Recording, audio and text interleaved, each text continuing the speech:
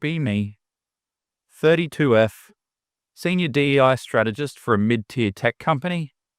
You know, making the world a more equitable place, one mandatory unconscious bias seminar at a time, have a master's in gender, media, and culture from a university you've definitely heard of.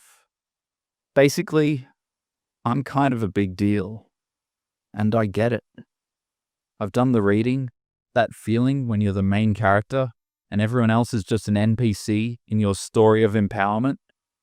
My life for the last 8 years has been a case study in navigating the patriarchy. I met my husband Mark in my last year of undergrad. He was an engineering major. That should have been the first red flag, LOL. All numbers and no nuance, thinks in binary. But he was sweet then. Seemed safe. Stable. The kind of guy you settle down with while you build your actual important life. He was tall, conventionally attractive, had a decent job lined up at a construction firm. He checked the boxes, a good starter husband. My friends and I would joke over brunch mimosas. We get married a few years later. Big white wedding, the whole 9 yards. I wrote my own vows, of course, all about partnership as a revolutionary act against heteronormative structures. He just smiled and said, "You're my best friend." Cringe.jpg. But it was fine. He was a good provider. He paid most of the mortgage on our nice suburban house. I could focus on my career, my activism, my self-growth. Then we have our daughter, Lily, and this is where the cracks really start to show. Suddenly his boring stability becomes oppressive. His "let's just be practical" attitude starts to feel like he's invalidating my lived experience. I'm doing the real work, the emotional labor, the invisible, thankless job of being a mother. I'm reading all the progressive parenting books, gentle parenting, decolonizing her bookshelf, making sure her toys aren't gendered. I'm teaching her about consent before she can even talk. Mark's contribution? He changes diapers, gives her baths, and makes dumb faces to make her giggle. He thinks this is 50-50. He has no idea about the mental load, the constant planning, the worrying, the scheduling of pediatrician appointments. I try to explain it to him. I use the proper terminology. Mark, the mental load is a well-documented phenomenon of gendered labor inequality within domestic settings. He just blinks. You want me to schedule the next doctor's appointment? Just tell me when it is. He doesn't get it. He's incapable of it. His brain isn't wired for this kind of higher-level thinking. It's like trying to explain color to a rock. Our arguments become more frequent. I'm sharper now, more confident in my rhetoric. I'm a senior strategist at my job. I dismantle flawed arguments for a living. He's an engineer. He builds bridges. It's not the same league. You're weaponizing your incompetence, Mark. You're gaslighting me by saying you did the dishes when I had to ask you to. Your refusal to engage with this conversation is a form of stonewalling. He usually just shuts down, retreats into his man cave to play video games or watch sports. Typical male avoidance behavior. Can't handle a real, raw, emotional conversation with a powerful woman. I vent to my friends on our group chat, the Coven. They all get it. He sounds just like my ex. You deserve so much better, Queen. He's literally holding you back from your potential. They're right. He is. The final straw comes. I get home from a long day of fighting systemic oppression in the corporate world. I walk in, and he's on the couch with Lily, who's now 5. They're watching some dumb cartoon about talking rescue dogs. The house is a little messy. The sink has a few dishes in it from lunch. I ask him what's for dinner. He looks up, smiling like a golden retriever. I was thinking we could order pizza, and something inside me just snaps. Pizza. The absolute bare minimum. The thoughtless, lazy, default male option. After I spent all day creating psychological safety for marginalized voices in the workplace, I come home to this, to a man who can't even be bothered to plan a nutritious meal for his family. I look at him, this simple man, and I don't feel love. I don't even feel anger.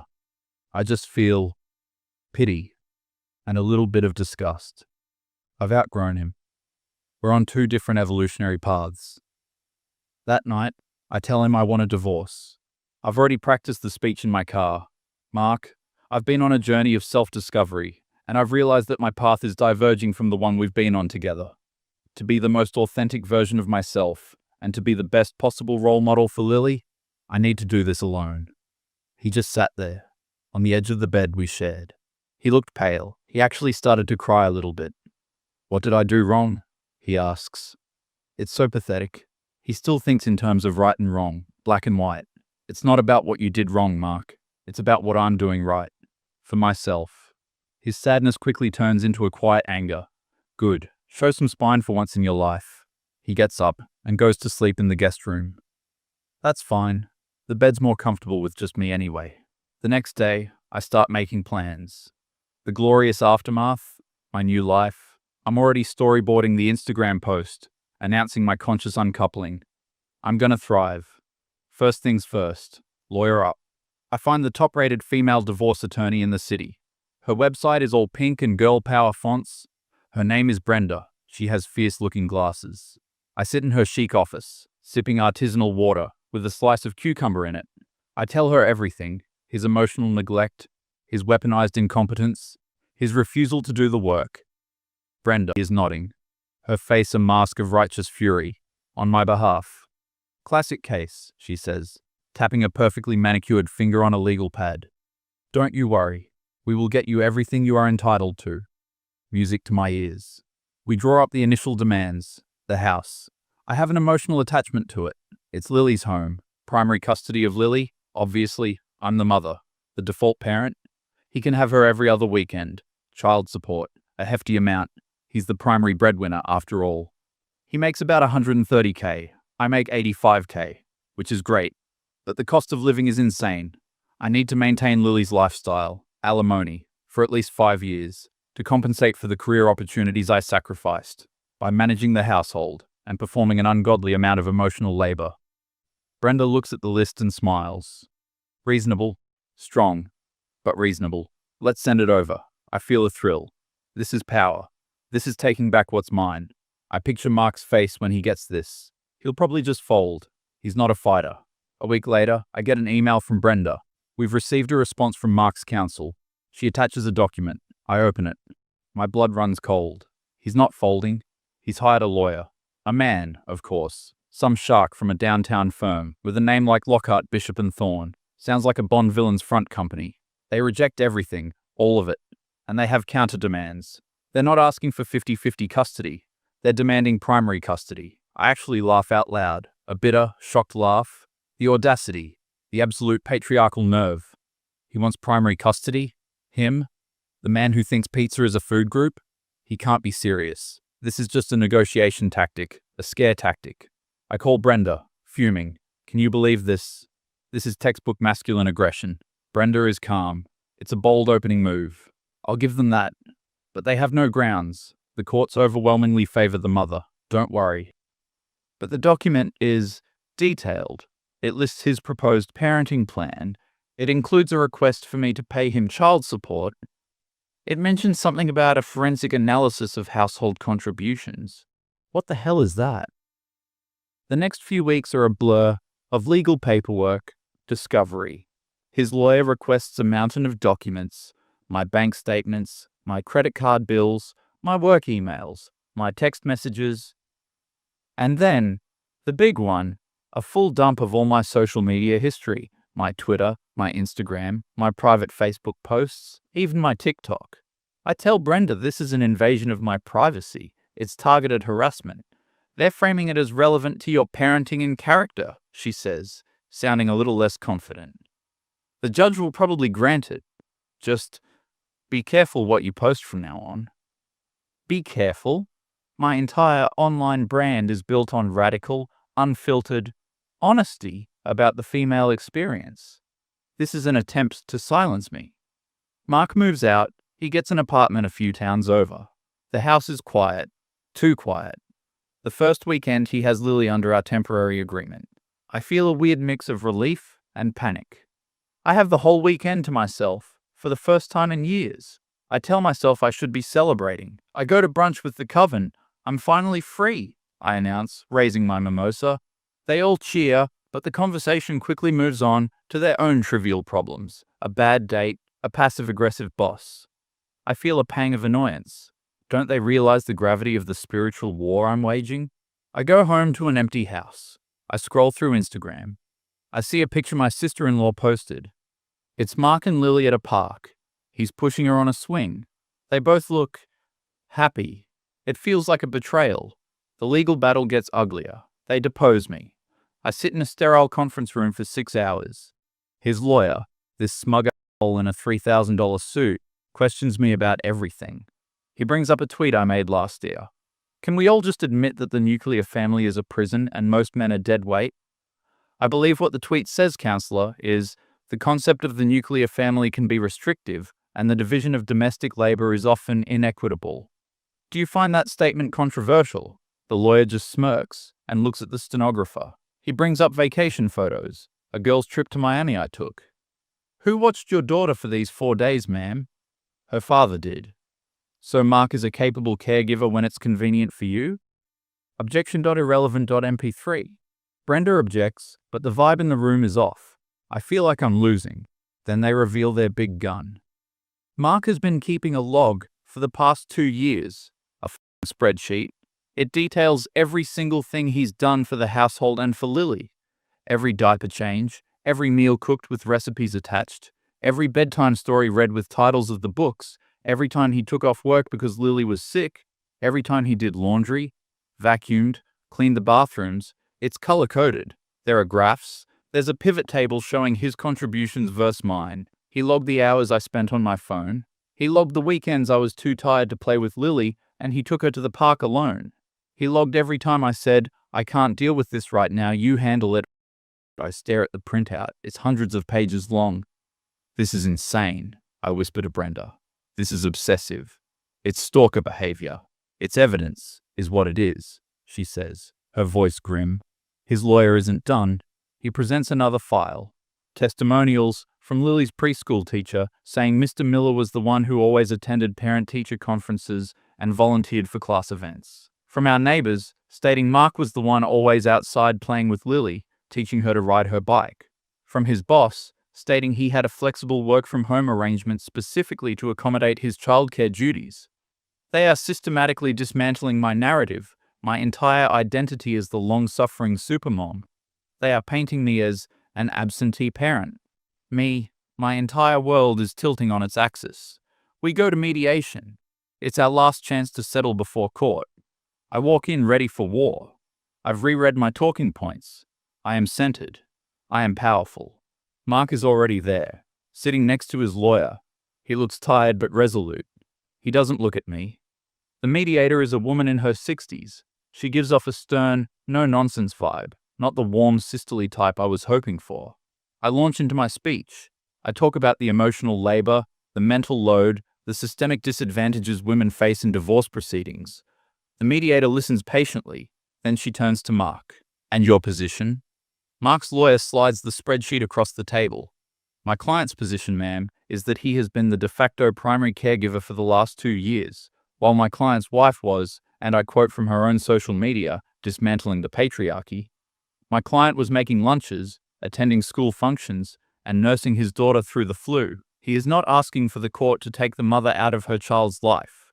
He is asking for the custody arrangement to reflect the reality that has existed in their home for some time.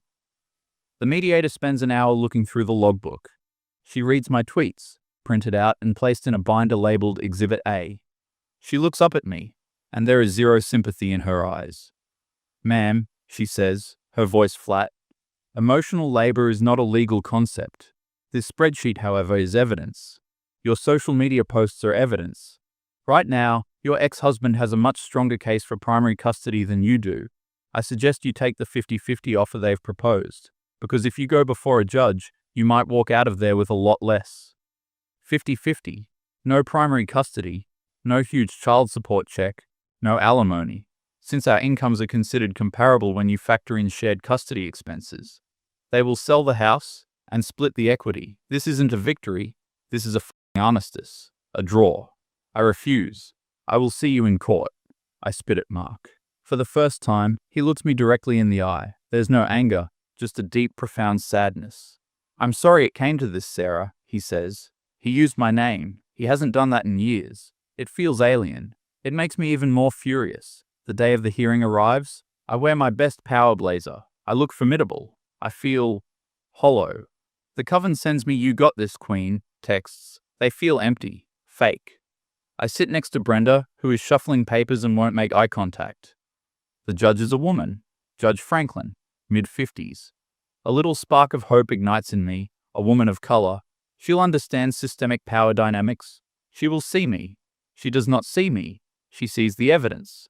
Mark's lawyer presents the case, calmly, methodically, the spreadsheet, the teacher's testimony, the neighbor's testimony, my social media posts, blown up on a projector for the court to see. All men are trash. Marriage is a cage. Sometimes I fantasize about running away and starting a new life without any responsibilities. Context is stripped away.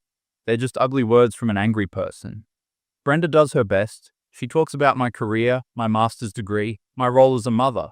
But she has no spreadsheet, no logbook, just talking points, platitudes. I watch the judge's face. It's an unreadable mask.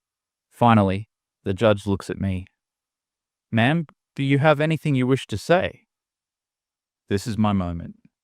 I stand up. My hands are shaking. "Your Honor, this is not about spreadsheets or who cooked more dinners. This is about being a mother. It's a bond. It's something he can never understand. I am her mother.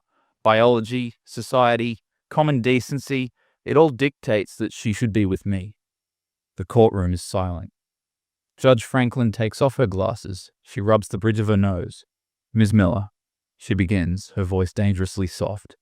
"I've been a family court judge for 20 years. I've seen it all. And let me tell you what I see here. I see a father who is deeply, demonstrably involved in his child's life. I see a man who has arranged his entire career to be a present and active parent." She puts her glasses back on and looks down at my file. "And I see a mother who seems more interested in espousing ideologies on the internet than in the day-to-day realities of raising her daughter. You speak of the mental load, but the evidence shows that Mr. Miller was carrying not just his share, but a significant portion of yours as well." My breath catches in my throat. Parenting is not an idea, Ms. Miller. It's an action. It's a verb. It's showing up, and the evidence overwhelmingly shows that Mr. Miller has been showing up consistently and reliably. Therefore, the court orders a 50-50 joint physical and legal custody arrangement. Due to the shared custody and the comparable income levels after calculating parenting time, the child support obligation will be zero. There will be no alimony. The family home is to be sold, with the proceeds to be divided equally. Zero. The word echoes in the silent courtroom. Zero. It's not possible. My whole plan, my new life, my righteous victory, it's all gone. No.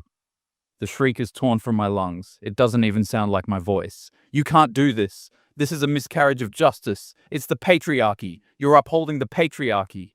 I'm yelling now, pointing at the judge. At this woman, this supposed sister who has betrayed me. Brenda is grabbing my arm. "Sarah, stop." Two bailiffs start moving towards me. "He manipulated you. He made a spreadsheet." I'm sobbing, snot and tears running down my face. My power blazer feels like a straitjacket. The judge just bangs her gavel. "This hearing is concluded. Ma'am, you will compose yourself or be held in contempt." I collapse back into my chair, the fight gone, replaced by a vast black emptiness. I lost. I didn't just lose the case. I lost everything. The aftermath is worse than the court case. The house sells quickly. After paying off the mortgage and fees, my half of the equity comes to about $70K. It sounds like a lot, but in this market, it's nothing. Not enough for a down payment on anything bigger than a shoebox in a bad neighborhood. I end up renting a 2-bedroom apartment above a laundromat. The smell of fabric softener is constant. It's old. The floors creak. The kitchen is tiny. Lily hates it. "Daddy's new house has a pool," she tells me on our first weekend here. Of course it does. Mark probably got a huge bonus for all the bridges he built. My friends, the coven, they fade away. At first, there are sympathetic texts. "That's horrible. The system is so broken. Thinking of you, Queen." But when I try to hang out, they're busy. When I try to vent, they give me one-word answers. My defeat isn't inspiring. It isn't an empowerment narrative they can co-opt. It's just sad. I'm a liability to their brand. My posts on social media stop. What is there to say? Just moved into my new feminist utopia above a spin cycle. #blessed, #divorced and thriving. The silence is deafening. My weeks are now split into two distinct, horrible realities. The weeks I have Lily. I'm broke. My 85K salary, which felt so substantial when cushioned by Mark's income, is stretched thin. Rent, utilities, car payment, groceries. I'm living paycheck to paycheck for the first time in my adult life. We eat a lot of pasta, not artisan pasta from Whole Foods, the cheap kind in the blue box. Lily asks why we can't order sushi anymore. I tell her it's healthier to cook at home. The weeks I don't have Lily are somehow even worse. The apartment is silent, empty. I have nothing to do, no one to see. I sit on my second-hand couch and scroll through my phone. I work my job, but the passion is gone. The buzzwords sound hollow in my own head. Equity, intersectionality, lived experience. What is my lived experience now? I'm a 32-year-old woman in a shitty apartment, eating ramen for dinner and missing my kid. One night, I can't take the quiet anymore. I look up Mark on Facebook using a fake profile I made. His page is public. There are pictures of him and Lily at Disneyland. There are pictures of them at the pool in his new apartment complex. There's a picture of him with a woman. She's pretty. A veterinarian, according to her profile. She looks kind. He's not just surviving. He's thriving. He got the kid, the new life, the new girlfriend. And I got this. The moral high ground, which turns out to be a cold and lonely place with bad plumbing.